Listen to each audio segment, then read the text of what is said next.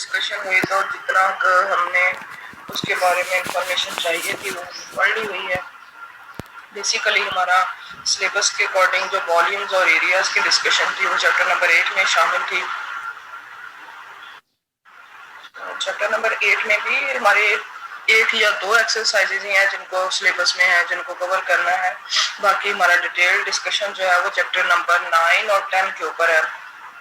तो हम 9 और 10 जो है वो चैप्टर स्टार्ट कर देंगे इंशाल्लाह एक दो क्लासेस के बाद। CR या GR मुझे ना उन स्टूडेंट्स के नंबर, रोल नंबर और नेम आज आपने सेंड कर देने हैं जो इस टाइम क्लास में मौजूद नहीं है। आप लोगों को क्लास अरेंज करने का आपसे पूछने का मकसद इसलिए होता है कि अगर आप विलिंग हैं तो फिर क्लास लेंगे, वरना अगर आपको टाइम सूट नहीं करता तो बता दिया करें, इवनिंग में क्लास अरेंज हो जाए करेगी।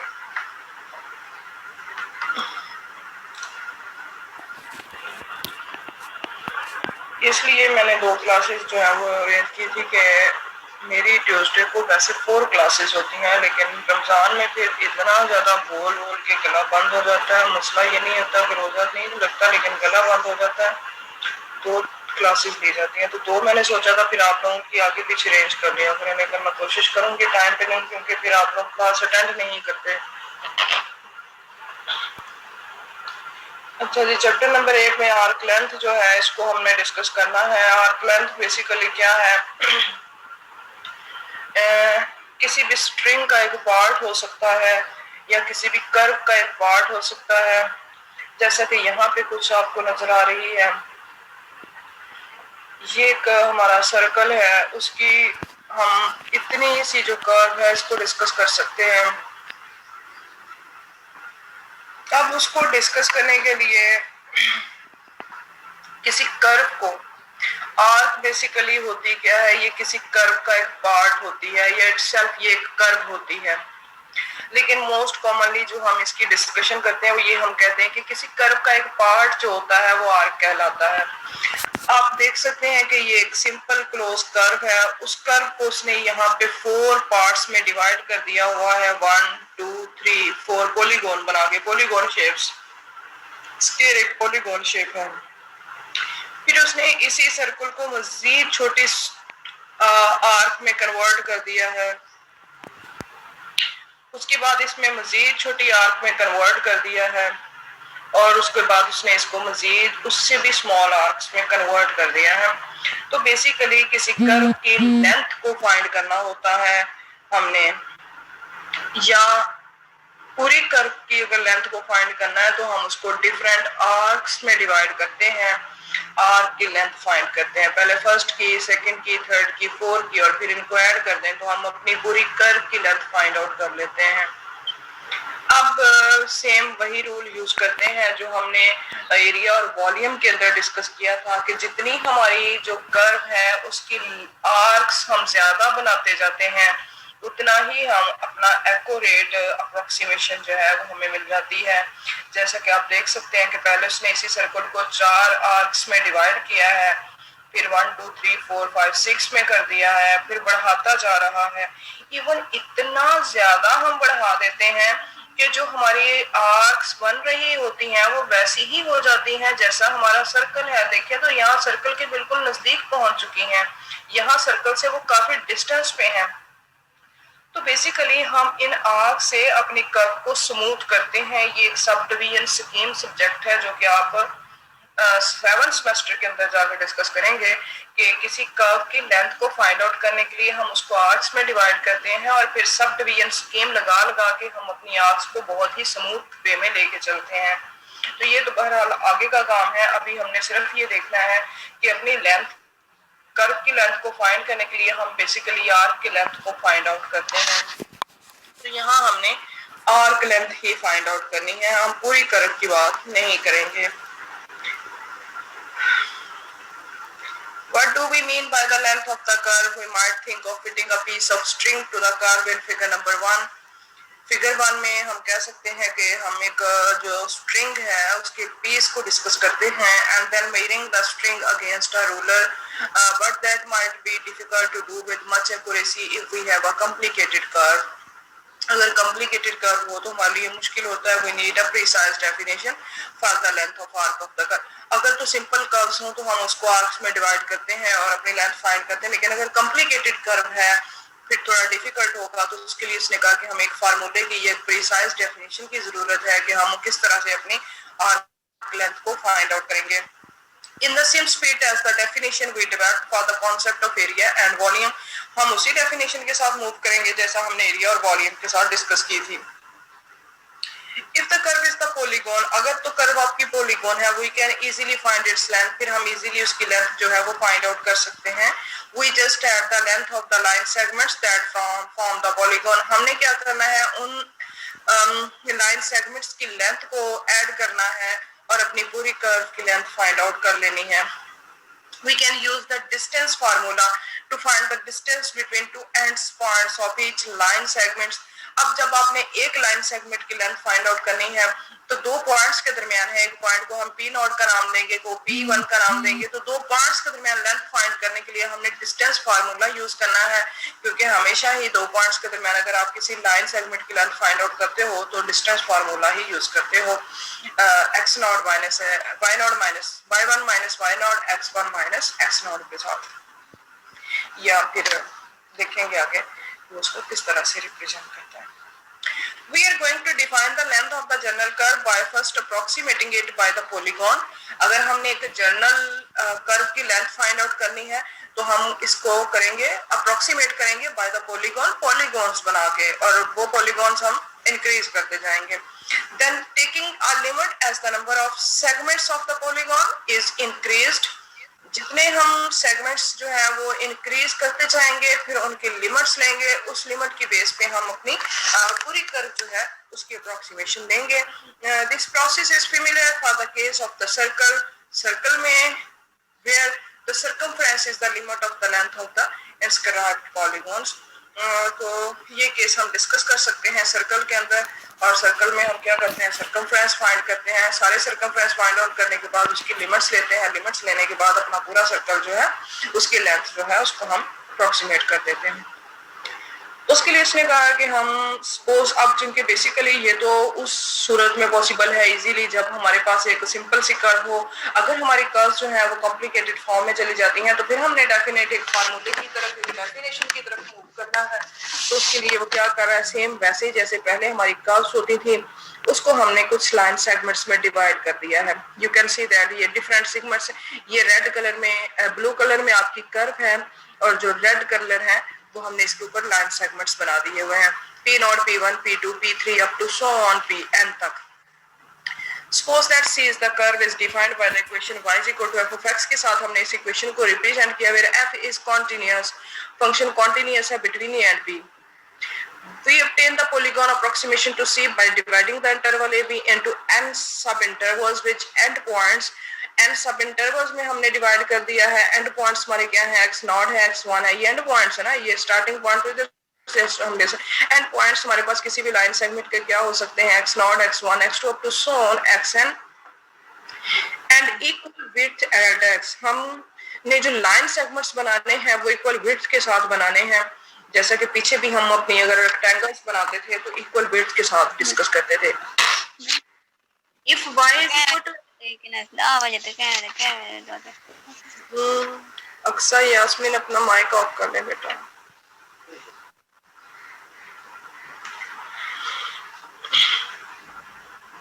If y is equal to f of xi then the point p into xi y lies on c।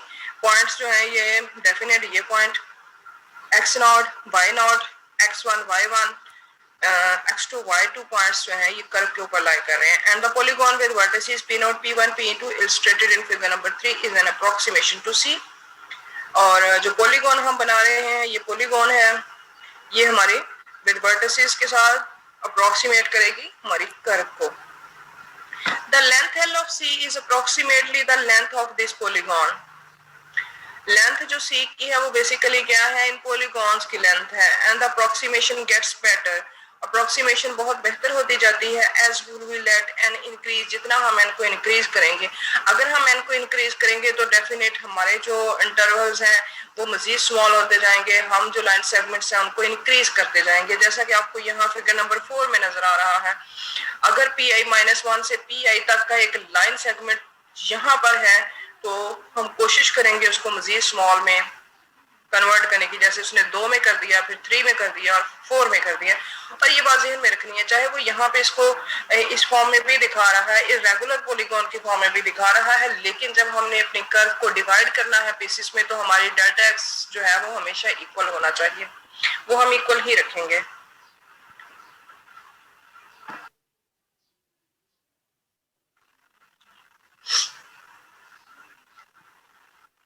So the length of the curve is basically the approximation है उसकी length of polygons की, और ये approximation better हो जाएगी जैसे ही an increase होगा। Figure number 4 where the arc of the curve between P and 1 PI has magnified, PI -1 और PI के दरमियान उनको मैग्नीफाई किया है, approximation where successively smaller values of delta x are shown। जितना डेल्टा एक्स आपका small होता जाएगा उतना ही आपको सक्सेसिव कंडीशन जो है वो मिलती जाएगी। Therefore we define the length L of the curve C with equation y is equal to f of x between a and b as the limit of the length of these inscribed polygons। पूरी curve की length find करनी हो तो जो हमारी polygons हैं जिनको हमने pi -1 pi के साथ रिप्रेजेंट किया, ये हमारे पास शो करता है। तो कर्व के दरमियान या दो आर्क के दरमियान डिस्टेंस एब्सोल्यूट डिस्टेंस और n की जो वेरिएशन है वो 1 से n तक का मीन्स हमने तकरीबन n सेगमेंट्स जो है वो बनाए हैं, और अगर हम n को इन्फिनिट को अप्रोच करवा दें तो हमारी कर्व की अप्रोक्सीमेशन जो है वो बेटर होगी। ये बेसिकली फार्मूला है जो आपने याद कर लेना है कि कोई सी दो कर्व्स की दो एक सेगमेंट्स की लेंथ अगर आपने फाइंड आउट करनी है तो वो किस तरह से करनी है। अच्छा जी, ये तो वही है। The definition of arc length given by equation number 1 is not very convenient for computational purpose, but we can derive an integral formula for L in the case where f has the continuous derivative। जैसा पीछे volumes में भी हमने देखा था कि हम Riemannian सम की डेफिनेशन तो देते हैं लेकिन अपनी वॉल्यूम्स को फाइंड करने के लिए इंटीग्रल फार्मूला यूज करते हैं। सेम यहाँ पर भी हम इंटीग्रल में ही कन्वर्ट कर देंगे अपनी लेंथ के फार्मूले को और उसको यूज करते हुए अपनी आर्क की लेंथ जो है वो फाइंड आउट करेंगे। Such a function F is अच्छा जी, we can derive an integral formula for L in the case where f has the continuous derivative। अगर फंक्शन का डेरिवेटिव कॉन्टिन्यूस हो तो फिर हम लेंथ को फाइंड करने के लिए एक इंटीग्रल फार्मूला ड्राइव करेंगे। Such a function f is called smooth because a small change in x produces a small change in derivative। So अगर आपने किसी आर्क की length by using the definition of integral formula करनी है तो क्या होगा, आपका फंक्शन स्मूथ होगा, उसका डेरिवेटिव कॉन्टिन्यूस होगा और a से b इंटरवल पे वो डिफाइंड होगा। फिर हम जो डिस्टेंस फार्मूला है उसको किस तरह से रिप्रेजेंट करते हैं, xi - xi - 1 square plus yi - yi - 1 square, that is x1 - x0 square plus y1 - y0 square भी कह सकते हैं। तो चूंकि x1 x0 नहीं है, i - 1 i है, तो ये आपका डिस्टेंस फार्मूला है जिसको हम delta x square plus delta y square से भी रिप्रेजेंट करते हैं। अब आप देखें तो पीछे मीन वैल्यू थ्योरम को अपने जहन में ले आए तो मीन वैल्यू थ्योरम इस तरह की कर्व्स के ऊपर ही डिफाइन था ना स्टूडेंट्स। हम कहते थे एक फंक्शन हम कहते थे कि एक फंक्शन कॉन्टिन्यूस है किसी क्लोज इंटरवल के ऊपर और उस फंक्शन का जो डेरिवेटिव है वो भी एग्जिस्ट करता है, क्योंकि उस कर्व के किसी एक पॉइंट के ऊपर अगर आप टेंजेंट लाइन ड्रा करते हो तो वो बिल्कुल सेकंड लाइन के इक्वल हो जाती है। ऐसा ही था। अब अगर हम तकरीबन इस पॉइंट पे आके टेंजेंट लाइन ड्रा करेंगे तो वो इस सेकंड लाइन के बिल्कुल इक्वल हो जाती है। तो चूंकि मीन वैल्यू थ्योरम हमने इसी तरह की कर्व्स के ऊपर डिस्कस किया हुआ था, हम मीन वैल्यू थ्योरम जो है उसकी डेफिनेशन यहाँ अप्लाई कर देंगे। By applying the mean value theorem of f to the interval we find that there is the number x asterisk i between, हम कहते थे ना ए और बी के दरमियान एक नंबर सी एग्जिस्ट करता है जिसके ऊपर फंक्शन की डेरिवेटिव जो है वो f into b minus f into a is equal to f prime of c b minus a के इक्वल है। तो हमने वही डेफिनेशन लगा दी, ये आपका एफ ऑफ बी है, ये एफ ऑफ ए है और ये एफ प्राइम ऑफ सी है जो कि ए और बी के दरमियान मौजूद है एक्स स्टेरिक आई, और ये बी माइनस ए है। क्योंकि हमने पूरा ए और बी को हमने पूरे क्लोज इंटरवल के साथ डिस्कस किया है, तो फिर हम पूरे इंटरवल की बात नहीं कर रहे, हम तो सिर्फ लाइन, हर लाइन सेगमेंट की बात कर रहे हैं। तो हम लाइन सेगमेंट्स को i-1 और i के साथ ही रिप्रेजेंट करते हैं, क्योंकि ये हर सेगमेंट के ऊपर ये डेफिनेशन हमारी सेटिस्फाइड है। आप चाहे अपना ये वाला सेगमेंट ले लो, आप चाहे ये वाला सेगमेंट ले लो, यहाँ इस पॉइंट पे भी ये सेकंड लाइन के इक्वल है, आप ये सेगमेंट ले लो, इस पे भी सेकंड लाइन के इक्वल है। कोई भी लाइन सेगमेंट आप डिस्कस करो, हर लाइन सेगमेंट के ऊपर मीन वैल्यू थ्योरम की डेफिनेशन आपकी सेटिस्फाइड है, सो हम उसको अप्लाई कर सकते हैं। Thus we have pi-1 pi can be written as delta x square plus delta y square, और यहाँ से ये हमारा डेल्टा y था, ये f स्टेरिक i था और ये डेल्टा x था। डेल्टा y की वैल्यू पुट कर देंगे तो ये f asterisk i delta x square बन जाएगा। यहाँ से डेल्टा x को आप कॉमन ले लें तो ये आपके पास ये बन जाएगा। Therefore by definition L n infinite this can be written as limit n approaches to infinity I from 1 से n 1 plus f x asterisk square delta x, और अगर इस समेशन को हम इंटीग्रल में कन्वर्ट कर दें तो फिर हम ये डेफिनेशन दे सकते हैं। We recognise this expression as being equal to this a to b 1 plus f prime of x square dx, और यही आपकी लेंथ को फाइंड आउट करने का फार्मूला है। By the definition of the defining integral, we know that this integral exists because the function g of x 1 plus f prime of x square is continuous. Thus we have proved the following theorem. अब हम एक main definition दे सकते हैं arc length formula की, effect prime is continuous होने भी, अगर डेरिवेटिव कॉन्टिन्यूस है किसी क्लोज इंटरवल के ऊपर, then the length of the curve is L is equal to curve की लेंथ, हम किस तरह से पूरी कर्व की लेंथ हम किस तरह से रिप्रेजेंट करेंगे, L is equal to AB 1 plus f prime of x square dx। अगर लेबनीज नोटेशन को यूज करें तो f प्राइम को हम dy ओवर dx स्क्वायर के साथ रिप्रेजेंट करते हैं। सेम यही फार्मूला है, लेकिन f प्राइम ऑफ x इस तरह से भी और इस तरह से दोनों तरह से रिप्रेजेंट हो सकता है। सो ये फार्मूला आपने याद कर लेना है। Find the length of the arc of the semi cubical parabola between the points. Length हमने फाइंड करनी है आर्क की। अब जो parabola y square x cube है ये तो बहुत आगे तक है ना, इन्फिनिट है इसकी जो डोमेन है, लेकिन उसने एक आर्क के ऊपर इसकी जो लेंथ है वो फाइंड आउट की है। सेमी क्यूबिकल पैराबोला है, आप इसको y के तौर पे लिखें तो इस तरह से लिख सकते हैं। अब ये फंक्शन है, चूंकि हमने डेरिवेटिव की बात की है तो सबसे पहले हम डेरिवेटिव अप्लाई करते हैं, और जो हमारी कर्व की लेंथ है वो हमने 1 से 4 तक लेनी है। जब 1 पे 1 वैल्यू है और दूसरे 1 पे 4 पे हमारे पास 8 वैल्यू है। सो 1 और 4 हमारी लिमिट्स हैं, पुट करने उसकी। So the arc length formula gives L is equal to 1 to 1 plus dy over dx whole square, that is this। अब जब आपके पास इस तरह की इंटीग्रेशन फॉर्म आ जाती है तो हमें पता है कि हमने उसको किस रूल के साथ अप्लाई करना है। तो ये आपके पास फंक्शन है, बेसिकली उसका डेरिवेटिव आगे मौजूद होना चाहिए था 9/4।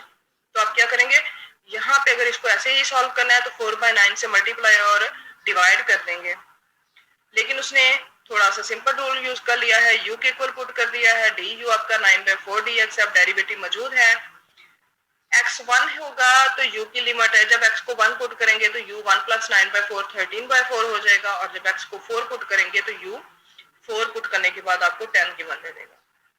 लिमिट्स आपकी चेंज हो जाती हैं, फंक्शन चेंज हो गया। अब आप इजीली इसकी इंटीग्रेशन कर सकते हैं, फंक्शन है उसका डेरिवेटिव है, उसकी पावर इंक्रीज हो जाएगी, और ये आपके पास आर्क लेंथ फार्मूला है,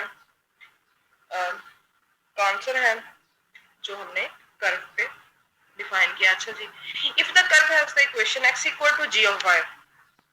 अब आप यहाँ से अगर आपकी कर्व थी तो हमने y की वैल्यू निकाल ली, अगर हम इजीली y की वैल्यू ना निकाल सके x की वैल्यू निकाल लेते तो फिर हमारी सारी कर्व जो है वो y में कन्वर्ट हो जानी थी, यहाँ dy आ जाना था, यहाँ लिमिट्स भी y की इन्वॉल्व हो जानी थी, और यहाँ पे dx ओवर dy का फार्मूला यूज हो जाना था। सेम उसी मैनर्स के साथ हमने रूल चलना था। फिर हमने जो हमारी कर्व है उसकी जो लिमिट्स है वो y के लॉन्ग हमने पुट करनी है, तो फिर ये फार्मूले में चेंज आ जाती है। जैसा कि आगे वाले फंक्शन में find the length of the arc of the parabola y square equal to x। अब तो अगर हमने यहाँ पे y की वैल्यू फाइंड करनी होती तो फिर हम फिर भी कर सकते थे x की पावर 1/2 या करके, लेकिन सिंप्लीफिकेशन की तरफ ज्यादा, इंटीग्रेशन में आपने देखा है कि हम हमेशा उस इंटीग्रेशन की तरफ मूव करते हैं जो हमें ज्यादा सिंपल लगे, तो हम x को in terms of y easily discuss कर सकते हैं 0 0 से 1 1 पे। Since x equal to y square, तो अब हम अपना function in terms of x लेंगे और y जो है वो आपका इंडिपेंडेंट वेरिएबल है, dx dy आपके पास है, फार्मूला अप्लाई कर देंगे। y की लिमिट्स जो है वो 0 से 1 पे हैं, 0 से 1 पुट कर दी, dx dy ले लिया और फार्मूला अप्लाई करके 1 + 4y square equal to dy। अब ये आपको पता है कि टेंज पुट करते हैं हम यहाँ पे, जब भी 1 + x स्क्वायर की सिचुएशन हो तो 2 tan थीटा पुट होगा आपके पास, वो 1/2 tan थीटा पुट करने के बाद इसको सॉल्व कर लेंगे और अपनी आर्क लेंथ फाइंड कर लेंगे। देख लें इसको हो जाएगी।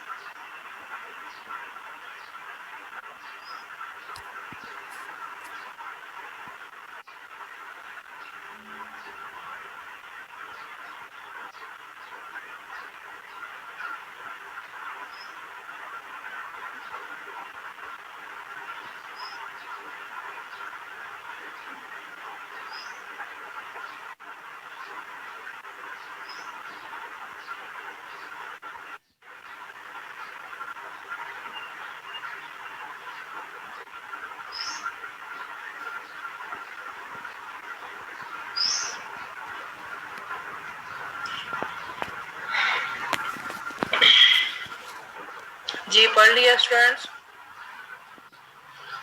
यस मैम, पढ़ लिया। Yes ma'am. अच्छा जी, ये तो फार्मूला हमने लेंथ का बाय इंटीग्रेशन फाइंड आउट किया। यहाँ पे साथ एक टेबल भी दिया हुआ है। जब हम बेसिकली इसको सॉल्व करते हैं इस लेंथ को, तो ये हमारे पास जो हमें आंसर देती है वो 1.478 देती है। अब ये तो हम बाय इंटीग्रेशन फाइंड आउट कर लेते हैं, क्योंकि देखें हम अपनी कर्व जो है, बेशक हमने 0 से 1 के दरमियान कर्व की लेंथ फाइंड आउट की है, ये 0 से 1 ज्यादा से ज्यादा इतनी बन जाती है। अब आप देख सकते हैं कि हमने जब ये इंटीग्रेशन का की वजह से नहीं बेचारे उठ पाए, बहरहाल है, कोशिश करूंगी नेक्स्ट टाइम मैं क्लास में जल्दी,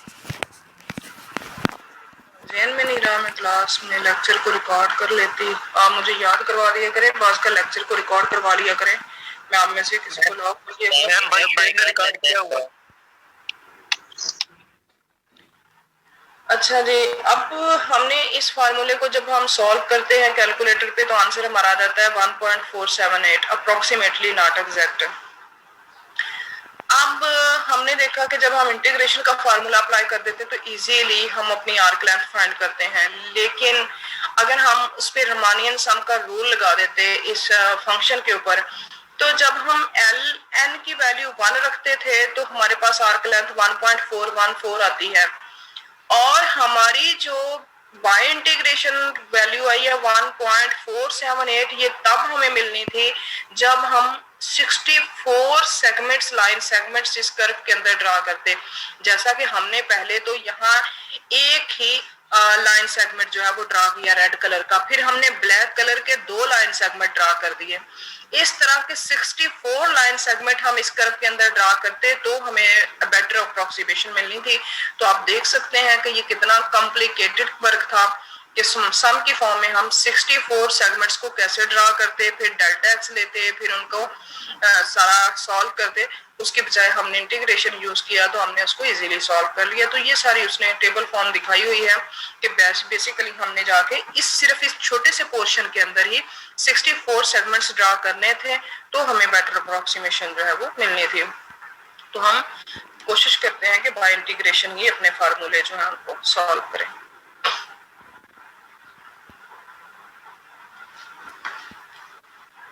अच्छा जी, set up an integral for the length of the arc of the parabola hyperbola from the point.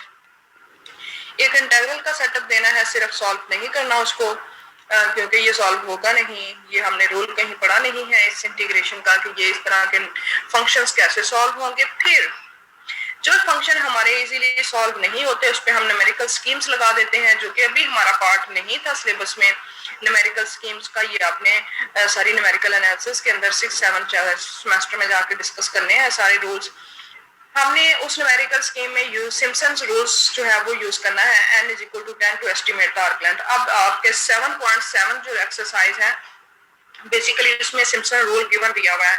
Simpson's rules क्या है, ये सारी उसकी डेरिवेशन है। मैं इसको सिंपल वर्ड में बता देती हूँ कि सिंपल रूल हमेशा हम तब अप्लाई करते हैं जब हम अपने इवन इंटरवल्स लेते हैं।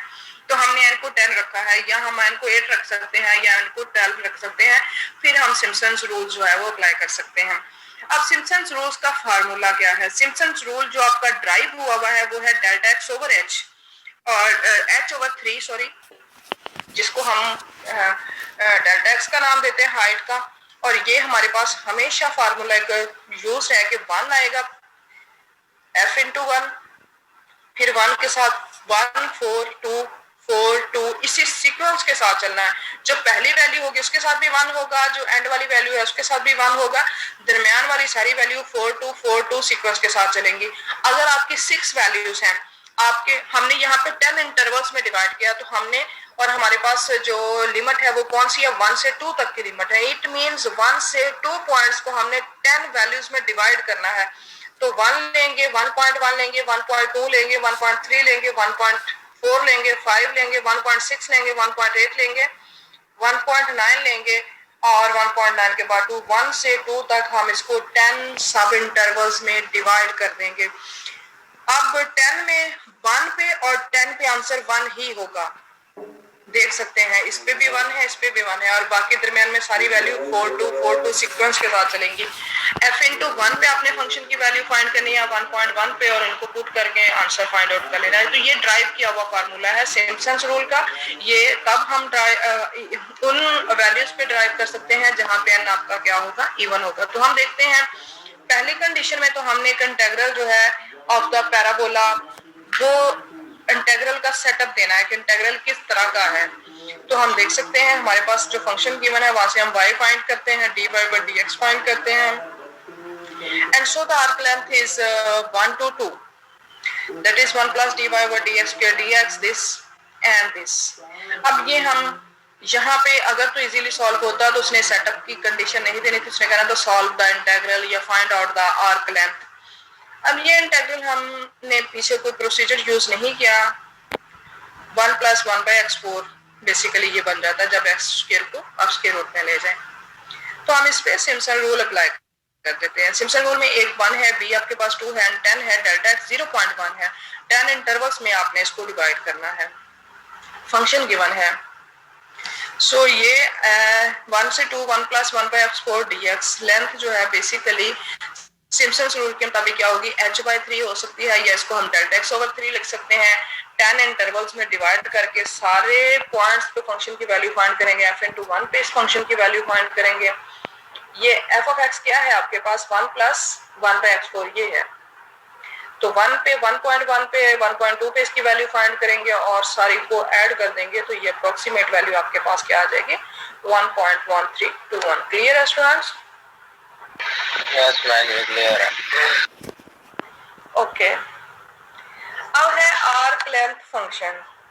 आर्क लेंथ फंक्शन बेसिकली हमने पीछे जब आर्क लेंथ फाइंड की है तो दो स्पेसिफिक पॉइंट्स के दरमियान की है। हम एक इनिशियल पॉइंट भी गिवन दे देते थे और फाइनल पॉइंट भी गिवन देते थे। अगर हमारे पास इनिशियल पॉइंट तो गिवन हो और फाइनल पॉइंट गिवन ना हो, उसको हम x के साथ रिप्रेजेंट कर दें, तो फिर हम इसको आर्क लेंथ फंक्शन का नाम दे देते हैं। n को फिर हम s * x के साथ रिप्रेजेंट कर देते हैं। We will find it useful to have function that measures the arc length of the curve from a particular starting point to any other point on the curve. अगर starting point given हो लेकिन आपका final point given ना हो, किसी भी arbitrary point तक आपने जो लेंथ फाइंड आउट करनी हो, तो फिर हम उसको आर्क लेंथ फंक्शन का नाम देंगे। Thus if the smooth curve C has the equation वही है, ए और बी हमारे इनिशियल और फाइनल पूरी कर्व के पॉइंट्स होते हैं। लेकिन हम पूरी कर्व्स के पॉइंट्स को नहीं, हम तो उनको लाइन सेगमेंट्स में डिवाइड करते हैं। So let s * x be the distance along C from the initial point to the point Q, arbitrary point, then s is called, then s is the function, s फिर function होगा। अब हम इसको एक segments का नाम नहीं देंगे बल्कि एक फंक्शन का नाम देंगे, क्योंकि हम किसी खास पॉइंट पे नहीं जा रहे, हम एक आर्बिट्रेरी पॉइंट की तरफ मूव कर रहे हैं। So then s is the function called the arc length function, and by formula to s * x a to x 1 + f prime of t square dt, basically हम यहाँ पे 1 + f prime of x square dx ही लिखते थे, लेकिन अब हमने क्यों ये नहीं लिखना, क्योंकि हमारी लिमिट भी उसी वेरिएबल में है और अगर लिमिट पुट करेंगे तो फिर तो कोई फर्क नहीं रह जाता। तो मैंने आपको पहले भी बताया कि हमारे पास ये डमी वेरिएबल होते हैं, एक दूसरे में रिप्लेस हो सकते हैं। तो जस्ट थोड़ी सी कॉम्प्लिकेशन से बचने के लिए हमने अपना वेरिएबल जो है टी में कन्वर्ट कर दिया है, क्योंकि अब जब आप इसकी इंटीग्रेशन लोगे तो आप इजीली इसको in terms of x put कर सकते हैं। We have replaced the variable of integration. Yes जी, ये बात दोबारा बता दें, ये जो भी आपने बताई है। बेटा आपने fundamental theorem of calculus discuss किया था, उसमें हमें ये बताया गया था कि अगर आपकी लिमिट भी वही हो, ठीक है, आपका हमारा अब हमने जब यहाँ पे फंक्शंस को सॉल्व करते हैं, इन फंक्शंस को सॉल्व करते हैं, तो ये हम x की रिस्पेक्ट से जब इसकी इंटीग्रेशन करते हैं तो कांस्टेंट्स लिमिट्स हमारी इजीली पुट हो जाती हैं, ठीक है। अब यहाँ पर भी हम इसी तरह से लिख सकते थे a to x 1 + f prime of x square, फिर उसकी इंटीग्रेशन लें और उसमें उसी पॉइंट को पुट कर दें, फिर तो इंटीग्रेशन पे कोई फर्क नहीं पड़ता ना। तो हम क्या करते हैं, सिर्फ इसको अपनी लिमिट्स को और अपने फंक्शंस को चेंज करने के लिए कि ये हमें एक डिफरेंट मीनिंग्स दे, हम अपना वेरिएबल जो है उसको किसी दूसरे वेरिएबल में कन्वर्ट कर देते हैं। Okay okay ma'am, note out कि हमारा y in terms of f of x ही है, लेकिन सिर्फ थोड़ी सी कॉम्प्लिकेशन से बचने के लिए हम उसको f of t में कन्वर्ट कर देते हैं। We have replaced the variable of integration by t so that x does not have two meanings. हम यही नहीं चाहते कि x हमें at a time दो तरह के मीनिंग्स दे, हम x को एक ही मीनिंग के साथ लेके चलना चाह रहे थे। We use part 1 of the fundamental theorem of calculus to differentiate question number 5 since the integral continuous. अगर इंटेग्रल कॉन्टिन्यूस हो तो उसका हमारे पास derivative as well as antiderivative की सिचुएशन जो है वो एग्जिस्ट करती है। सो फंडामेंटल थ्योरम के मुताबिक हम अपना s जो है उसको ds/dx दोनों साइड्स पे डेरिवेटिव अप्लाई कर दें तो ये आपके पास इंटीग्रल डेरिवेटिव के साथ खत्म हो जाएगा और जस्ट क्या रह जाएगा 1 प्लस। अब देखें तो हम पीछे भी फंडामेंटल थ्योरम ऑफ कैलकुलस की बात करते थे तो अपर लिमिट की बात करते थे हमेशा, हम इसको लिख सकते हैं 1 plus f prime of x square जब आप डेरिवेटिव अप्लाई कर देते हैं। और ये आपके पास लेबनीज नोटेशन में 1 plus d y over d x square भी लिखा जा सकता है। उसके बाद इस d s over d x को जब आप 1 plus d y over d x square लिखते हैं तो जाके फंक्शंस के अंदर अपनी वैल्यू जो है यहाँ पे dx को इस साइड पे ले जाएं तो ये आपके पास क्या लिखा जा सकता है, ds 1 plus d y over d x square dx लिखा जा सकता है। सो ये फार्मूला इस तरह से भी रीड आउट होता है, इस तरह से भी इसको लिख सकते हैं। And this equation is sometime written in symmetric form. Symmetric form में उसने कहा कि हम इसको बास का ds square dx square plus dy square की फॉर्म में भी रिप्रेजेंट करते हैं, लेकिन जो मोस्टली हमारी यूज होती है वो यही इक्वेशन यूज होती है, ये ds या दिस वन। अगर हम इसको इन टर्म्स ऑफ x ले रहे हैं या इन टर्म्स ऑफ y भी कन्वर्ट कर सकते हैं तो फिर ये इस तरह से रिप्लेस हो जाती है। अगर इसको इस फॉर्म में लिखते हैं तो ये सिर्फ उस टाइम पे पॉसिबल है जब हम ऐसी कर्व्स को डिस्कस करते हैं जिसमें हमारे पास ट्रायंगल टाइप बन के थायरस थ्योरम जो है उसकी डेफिनेशन अगर हमारी सेटिस्फाइड हो तो फिर समटाइम्स हम अपने इक्वेशन को इस तरह से भी रिप्रेजेंट करते हैं, लेकिन मोस्टली हम ये दो डेफिनेशन ही यूज करते हैं, जो 7 है वो वाली। Find the arc length function for the curve by taking, अब इनिशियल पॉइंट गिवन होगा लेकिन आपका फाइनल पॉइंट आपके पास गिवन नहीं है। सो इनिशियल पॉइंट तो हमने यहाँ से स्टार्ट करना है 1 से, लेकिन फाइनल पॉइंट कहाँ तक आर्बिट्रेरी जा रहा है हमें नहीं पता। फंक्शन आपके पास गिवन है एफ प्राइम, हम उसका लेंगे क्योंकि कंटिन्यूअस फंक्शन जा रहा है, डेरिवेटिव एग्जिस्ट करता है। 1 plus f prime of x square find out कर लेंगे। This x is greater than 0 है और 0 पे क्योंकि ये आपको इन्फिनिट दे देगा, तो हमने जो डेफिनेशन डिस्कस करनी है ग्रेटर देन 0 के लिए करनी है। दस the arc length function is given by, अब आर्क लेंथ फंक्शन आपका क्या है 1 to x 1 plus f prime of T square dt। Integral ले लिया इसका वैल्यू पुट करने के बाद जो ये थी और उसमें अपने लिमिट्स पुट कर दिए स्क्वायर प्लस 1/8।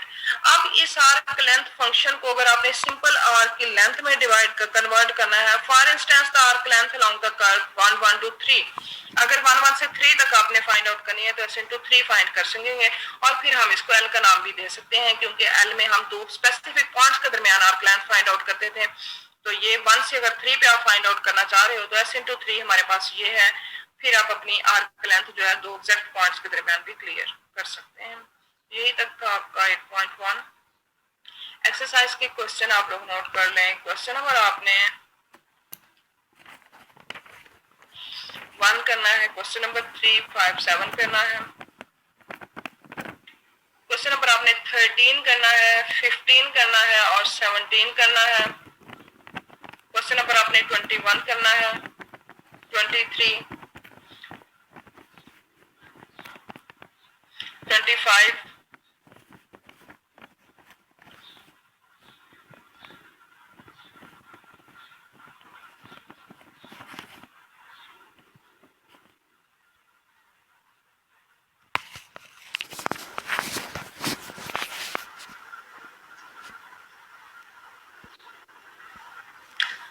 37 करना है आपने क्वेश्चन, यही तो करने हैं।